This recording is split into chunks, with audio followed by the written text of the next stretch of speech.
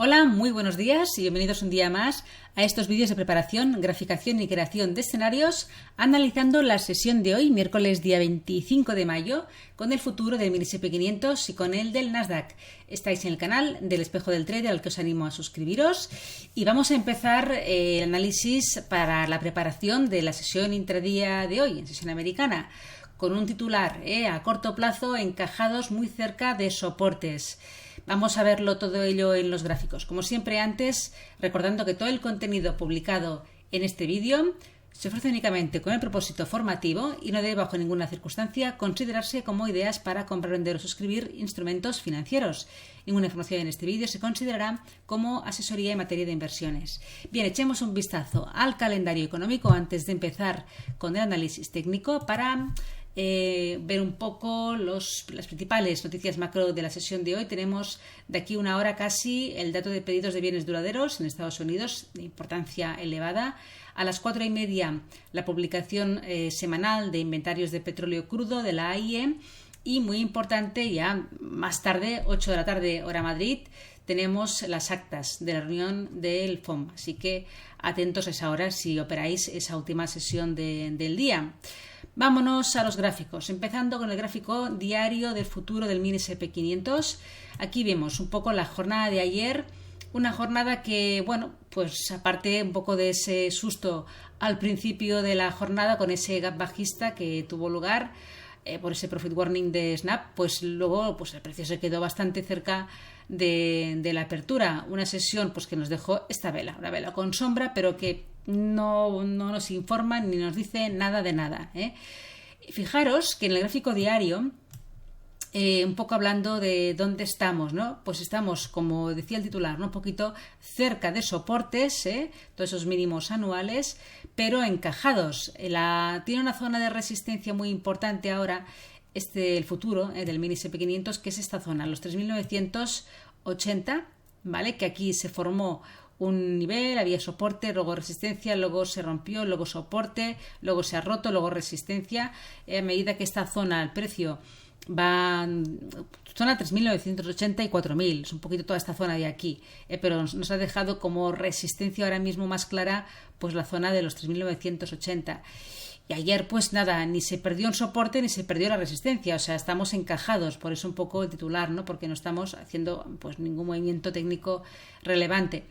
Vámonos a gráficos menores, y aquí en 4 horas pues se ve, ¿no? Todo este último tramo bajista que llegó a corregir ahí el 61,8, ahí vemos bien los niveles que os comento, ¿no? Toda esa zona de soporte, que fue luego resistencia, luego se rompió, luego fue soporte y pam, pam, pam, y en la sesión de hoy el precio ha llegado a acercarse mucho a esa zona y ahí flam, le ha entrado papel, ni siquiera ha llegado un poco a la parte superior, con lo cual esto también nos informa de esa fortaleza bajista que hay de fondo, Y ahora pues vamos pues ahí en dirección a buscar los mínimos de la sesión de ayer, pero sin mucha ahora mismo tendencia. Fijaros en 4 horas que llevamos pues varias jornadas que el precio después del rebote, ¿no?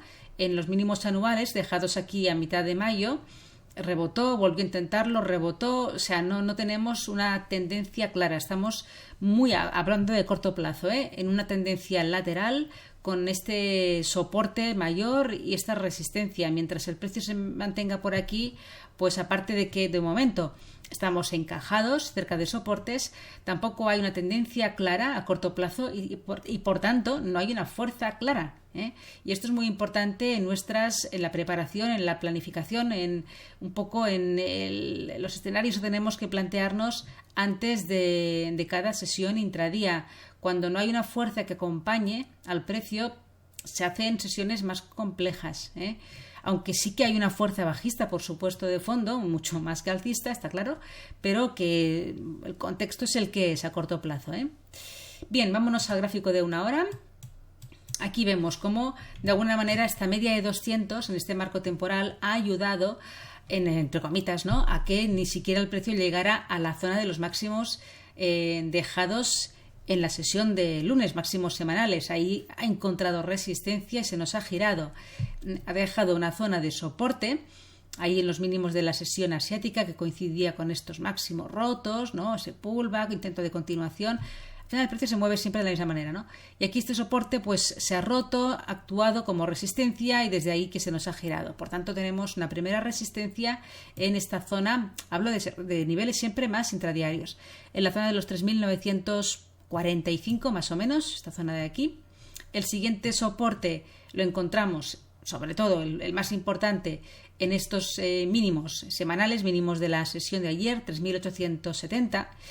Y he marcado un nivel de soporte muy intradía, muy menor aquí, que es un poco pues este máximo común de esa estructura de giro que se formó ayer, en los mínimos de ayer, se rompió, hizo un pullback y esta zona de los 3.890, 3.895 pues podría haber un soporte, ¿no?, antes de los mínimos semanales.